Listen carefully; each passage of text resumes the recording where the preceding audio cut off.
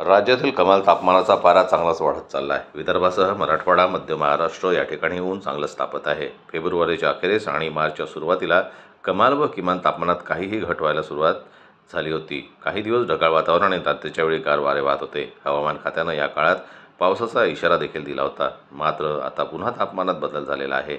आता पावसाचा नाही तर थेट उष्णतेच्या लाटेचा इशारा हवामान खात्यानं दिला आहे। उष्णतेची ही लाट कोकणात असून रत्नागिरी, रायगडसह मुंबईकरांना देखील वाढत्या तापमानानं सध्या चांगलाच घाम फोडला आहे। राज्यात फेब्रुवारीच्या पूर्वार्धातच तापमान 40 अंश सेल्सिअसनं पुढं होतं। त्यानंतर आणखी 1-2 तापमानाने 40शी पार केली। त्यानंतर तापमानात बदल झाले असले तरीही तापमान फार कमी झालेलं नाही। राज्यात बहुतांश ठिकाणी 35 अंश सेल्सिअसच्या पुढे पारा आहे। राज्यात सर्वाधिक 38.8 अंश सेल्सिअस तापमान सोलापूरमध्ये नोंदवलं गेलं।